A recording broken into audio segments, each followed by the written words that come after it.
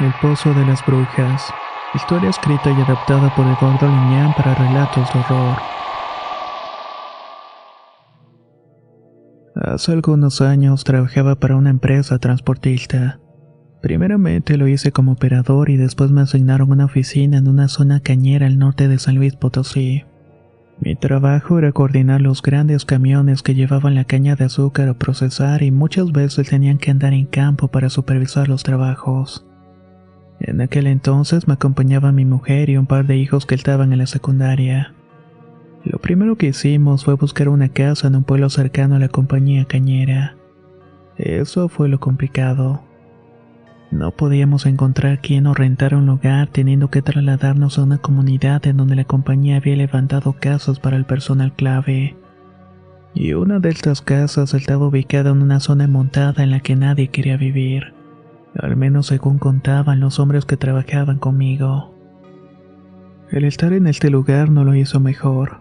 Las personas que vivían alrededor de la casa me hicieron advertencias de no habitar ese sitio.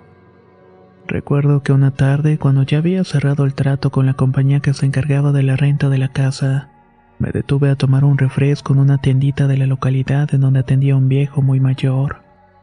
Era una persona mal hablada y sabía muchas cosas, no solamente de la comunidad, sino de la región completa. Cuando le pregunté por qué la gente decía que esa casa no era buena, el hombre se quitó los anteojos, los limpió y me dijo muy serenamente: «Mire, hombre, ese lugar está maldito. Ahí vive el diablo y para acabar pronto la gente que llega a vivir ahí o se vuelve loca o la matan. De alguna manera no soportan las presencias del demonio en sus vidas. Esa es la realidad. Pero si no me quieres creer, pregúntale a don Alfonso. Ese hombre tiene un terreno justamente al lado de la casa, y él ha sido testigo de muchas cosas. Pregúntale y vas a ver que no te miento». Dicho esto, el hombre se sentó en su mecedora en tanto se bebía una cerveza. Me dejó con una duda y una inquietud de saber más de lo que decía de ese lugar. Aunque pensaba que solamente eran cuentos para que no nos quedáramos a vivir ahí. Mientras iba a buscar a ese hombre, pude notar que los pobladores se me quedaban viendo con algo de burla. Otros se persignaban con mucho fervor. Lo más extraño es que algunas ancianas al verme pasar por la vereda principal se metían a sus casas y se cerraban tras de sí las puertas y las ventanas. Parecía que fuera una especie de peste. Este sitio era un asentamiento de campesinos humildes y vaqueros que trabajaban en las rancherías cercanas. No era un lugar apacible o esos donde llegábamos rodeados de naturaleza. Este era muy extraño, no solamente en el ambiente, sino la sensación tan abrumadora que te provocaba al caminar por las calles. La oscuridad era otra de las cosas que no entendía. A pesar de ser de día y los árboles eran tan frondosos, impedían en gran medida el paso de la luz, y no me imaginaba cómo se miraría el lugar por la noche. Cuando llegué a la casa de don Alfonso, lo primero que vi fue al viejo sentado en una banca bajo un árbol orejón. Estaba fumando un puro de hoja y su mirada era torva. Vestía guayabera, pantalón de lino y el sombrero de ala ancha le daba un aspecto imponente. Me acerqué a saludar extendiéndole la mano al hombre y solamente me miró con desprecio. «¿Qué quieres?», preguntó sin ánimos. Tan solo le dije que me cambiarían días a la casa y que esperaba que me contara si era seguro vivir ahí. El hombre se sonrió y con algo de impaciencia me dijo: «Jóvenes, ustedes no aprenden nada. Date de santos el consejo que te daré, muchacho. Mejor no vivas aquí». Al decir esto le pregunté el porqué y el hombre, haciendo una larga pausa en tanto miraba la casa abandonada, le dio una calada a su puro y soltando el humo me dijo muy serenamente: «Mira, hay cosas que la gente de la ciudad no entiende de estos lugares que son considerados primitivos. Algunos nos dicen que es un lugar atrasado o de pobres. Pero aquí hay una riqueza que muchos no logran entender. Tradiciones tan arraigadas que provienen de mucho tiempo atrás. Y la creencia en las cosas malas. Aquí esto se toma como lecciones. Lo que te voy a decir, tómalo como una advertencia y como una lección. Esta es una comunidad de brujas y brujos. Sí, como lo oyes. En este sitio antes volaban las brujas por las noches convertidas en sopilotes y bolas de fuego. Mientras tanto los brujos se peleaban con ellas para poder chuparse a los niños. Esos merodeaban estas regiones convertidos en chivos, pumas o coyotes. Cosas tan espantosas que sé que no me creerás. Pero todo es cierto. Aquí se tiene la creencia que la mayoría de estos seres infernales buscan atormentar a la gente con el terror que provoca su presencia. Es precisamente por esa herencia e historia negra del sitio que a veces aparecen aquellos que dejaron salir y andan merodeando por los caminos. Ahí precisamente en esa casa que vas a habitar han ocurrido muchas cosas feas. Y lo primero que te puedo asegurar es que en ciertas noches puedo escuchar lamentos y gritos de personas muriendo de la peor manera posible. Esos son vestigios y recuerdos de cosas que ocurrieron de verdad en los terrenos de ese lugar. Familias enteras llegan y a veces se van unos cuantos o no se van y simplemente desaparecen. Mira, ahí precisamente al centro del terreno se levanta un viejo pozo. Ya está seco y clausurado. Pero antes los primeros dueños de esa tierra y otras tantas más hablaban con Satanás por medio de ese pozo. Las leyendas dicen que ahí, si miras lo suficiente, puedes ver la entrada al mismo Averno. Y de ahí han salido seres que han asolado la región. Ahora está clausurado, pero de tanto en tanto sale algo de ahí. Brujos vienen a tratar de desentrañar el secreto de ese pozo y mueren intentándolo.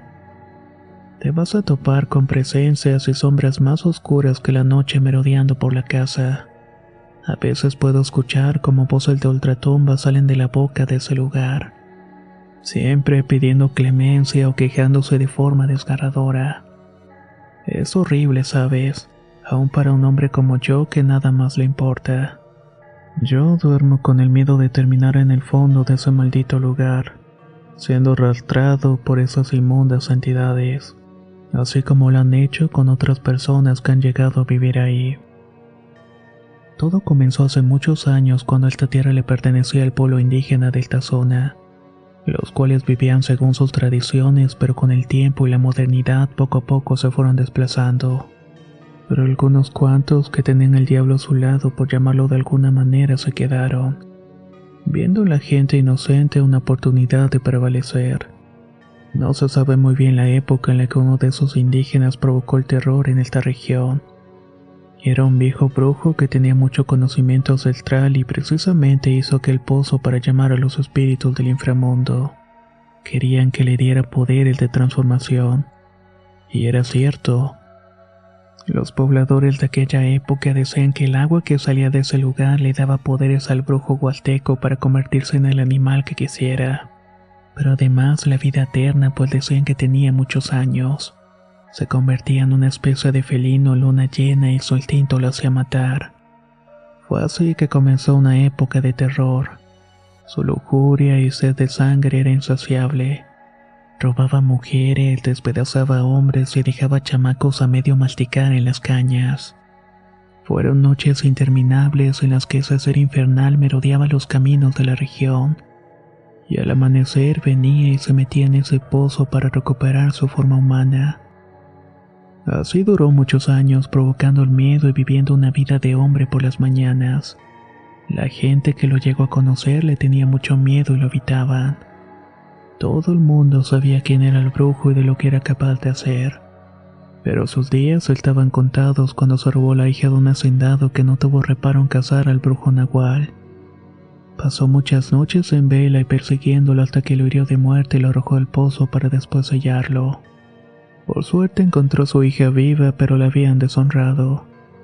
Y de ese acto ruin tuvo una hija que posteriormente se hizo una bruja al pasar de los años y al saber de la herencia de su padre, el nahual de la Huasteca.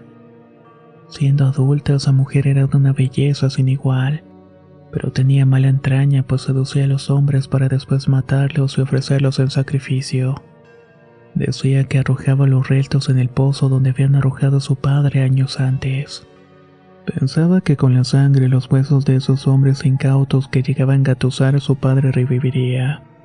Pero esto no fue de esa manera. La mujer adquirió poder y uno de estos dones era transformarse en una enorme ave negra que surcaba los cielos nocturnos. Nuevamente el terror comenzó a asolar la región con la presencia de esa bruja. Tenía el poder y la protección de su abuelo para cometer muchos atropellos. Entre estos actos atroces era la de robarse niños pequeños para darlos en sacrificio. Prácticamente dejaba las cenizas de sus huesos al quemarlos. Hacía pócimas para seguir matando y verse joven cada vez más y más. Los pueblos enteros fueron asolados y apenas ocultaba el sol, la gente se encerraba en sus casas y ocultaba a los pequeños debajo de la tierra. O los dormían con ajos y hierbas envolviendo todo su cuerpo. Querían confundir el olfato de la bruja que no tenía límites. Esta cosa terminó con familias enteras en su voracidad y de igual manera dejaba los restos de estas personas en aquel pozo. Cada noche hacía sus llamados al Señor de las Tinieblas, y éste siempre le respondía al darle poderes para seguir matando. Sin embargo, la bruja era una mujer y finalmente y en cierto momento llegó a interesarse en un hombre. Un fuereño americano de blanca piel y ojos claros que le llamó la atención. Había llegado de una compañía gringa para hacer tratos con ejidatarios e instalar un ingenio azucarero. El hombre en sus andanzas para identificar terrenos conocía a esta mujer, la bruja Minerva como todos la conocían. Uno de esos días en que andaba a trote de caballo miró a la mujer acostada debajo de un huizache. Le llamó la atención su peculiar belleza enervante y cautivadora. Eso fue suficiente para que comenzara a cortejarla y verse en el mismo huizache todas las tardes para descargar sus pasiones. Mientras la bruja tenía sus orgías de sangre por las noches, por las tardes las tenía con el fuereño y un buen día el hombre le propuso matrimonio. Tenía planes de vivir aquí en la zona para supervisar la obra del ingenio. Y la bruja Minerva solo aceptó vivir con él. Pero le pidió un requisito. Le pidió a este hombre que le construyera una casa en el terreno que había sido de su padre, aquel lugar donde estaba el pozo. El fuereño no tuvo problemas e inició la construcción después de juntarse con la mujer que no quiso casarse por la iglesia. Cuando por fin estuvo terminada la casa, la bruja Minerva se instaló en ella como la dueña y la señora. Los pobladores se sorprendieron de tales cosas y le hicieron una advertencia al ingeniero. Fue su hombre de confianza quien le advirtió. Un mayordomo muy capaz que sabía toda la historia oscura de ese terreno y su pozo. Mencionó que Minerva, su mujer, era una bruja y todos en el pueblo lo sabían perfectamente, que le tenían miedo y odio por sus costumbres caníbales. Los peones le aseguraron que la mujer era capaz de convertirse en un ave grande que volaba y hacía atrocidades indescriptibles. Siempre lo hacía en las noches cuando la luna llena estaba en lo alto. Tenía su aquelarre con otras brujas de la región precisamente alrededor de ese pozo seco y sellado.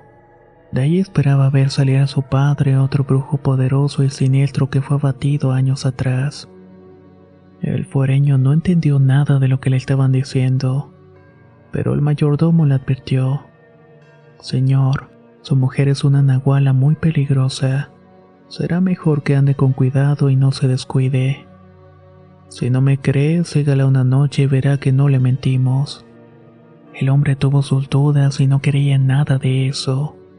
Conocía a su mujer y la amaba y no creía que fuera capaz de tales cosas. Era amable y compasiva con él. Pero el mayordomo le había insistido en que la siguiera de noche cuando hubiera luna llena. Además le preguntó si por esas noches no se quedaba dormido profundamente después de tomar su cena y café.